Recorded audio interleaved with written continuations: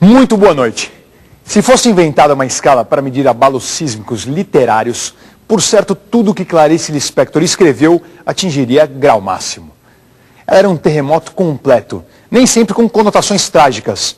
Embora seja preciso reconhecer que para mergulhar na leitura de Clarice Lispector é necessário um certo preparo psicológico. Com ela não existe meio termo para o leitor. Vencido o primeiro estranhamento, não há como não se render à sua escrita indefinível, mágica, que muitos tomam com certo exagero como feitiçaria. Mistura de prosa, confissão, discursos internos e poesia, Clarice sempre soube resolver os nossos mais secretos medos. Sempre esteve perto da legião estrangeira que se esconde dentro de nós. Os 30 anos incríveis de hoje mostram uma histórica entrevista que ela concedeu em 1977 ao jornalista Júlio Lerner. Pouco tempo depois, Clarice Lispector morria, e é inevitável dizer que sua palavra continua mais viva do que nunca. Bom proveito. Clarice Lispector, de onde vem esse Lispector? Eu não sei, eu perguntei, é um nome latino, né? E eu perguntei ao meu pai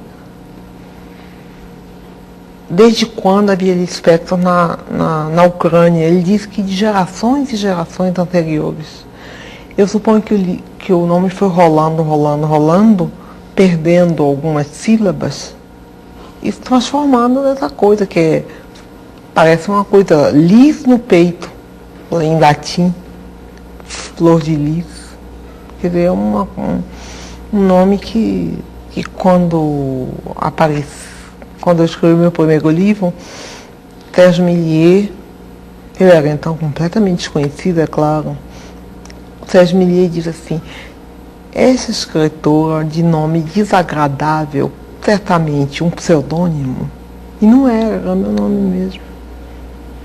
Você chegou a conhecer o Sérgio Millier pessoalmente? Nunca.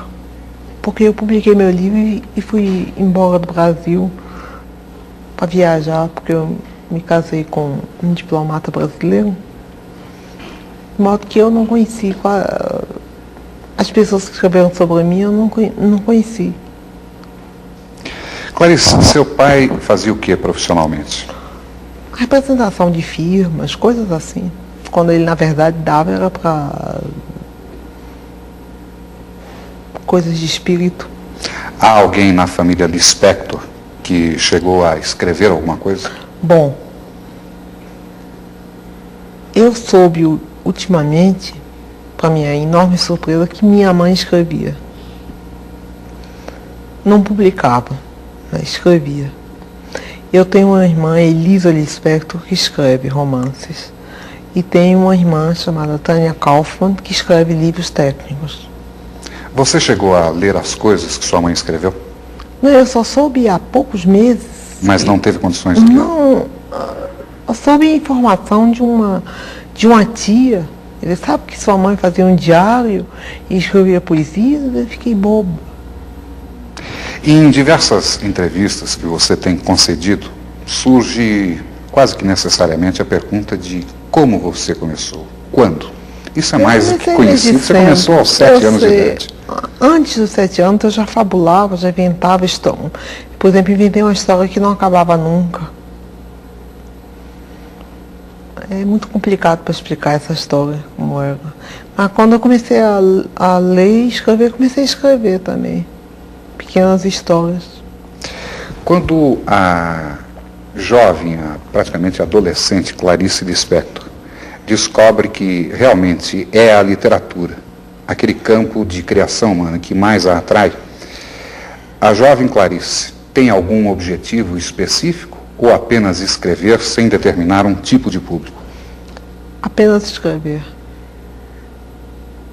Você podia nos dar uma ideia do que era a produção da adolescente Clarice Lispector? Caótica, intensa, inteiramente fora da realidade da vida. Desse período, você se lembra do nome de alguma produção? Bom, eu escrevi várias coisas antes de publicar meu primeiro livro. Eu já escrevia para revistas, contos, jornais. Eu ia com a timidez enorme, mas uma timidez de ousada. Eu era Eu sou tímida e ousada ao mesmo tempo. Eu chegava lá na revista e dizia, eu tenho um conto, o senhor quer publicar? Aí eu me lembro que uma vez foi o Raimundo Magalhães Júnior, que olhou, leu um pedaço, olhou para mim e disse, você copiou isso de quem? Eu disse, de ninguém, é meu. Ele disse, você traduziu? Eu disse, não. Ele disse, então eu vou publicar. Era assim, era nessa base. Você publicava essas obras em quais publicações? Ah, não me lembro. Jornais, revistas. Clarice, a partir de qual momento você efetivamente decide assumir a carreira de escritora?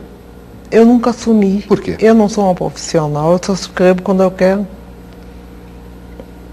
Eu sou uma amadora e faço questão de continuar a ser amadora.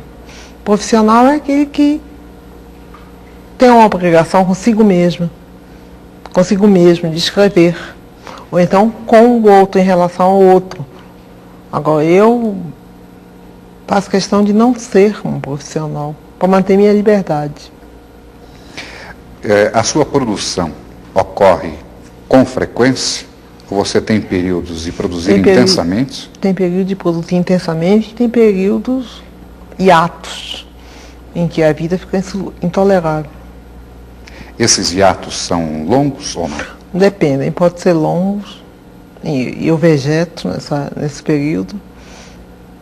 Ou então eu, para me salvar, me lanço logo numa outra coisa, como por exemplo, acabei a novela, estou meio oca, então estou fazendo a história para criança.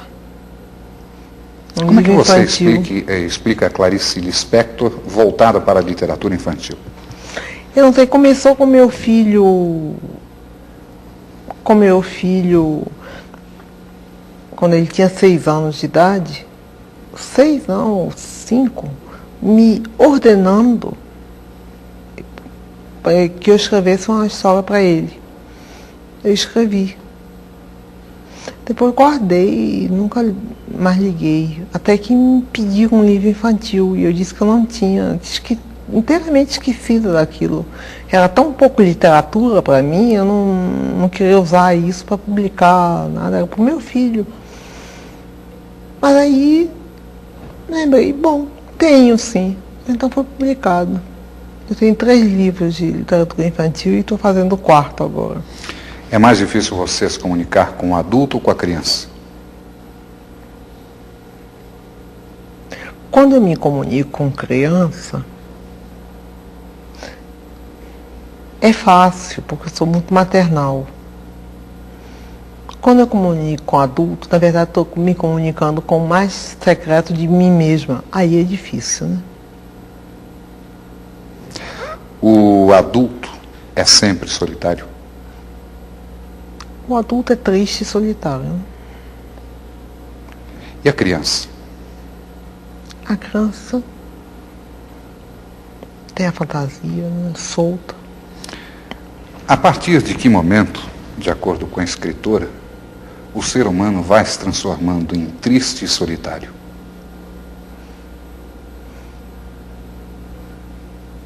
Isso é segredo. Desculpa, não vou responder. A qualquer momento da vida, basta um choque um pouco inesperado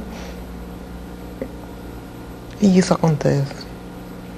Mas eu não sou solitária não, tenho muitos amigos. E só estou triste hoje porque estou cansada. De modo geral, eu sou alegre.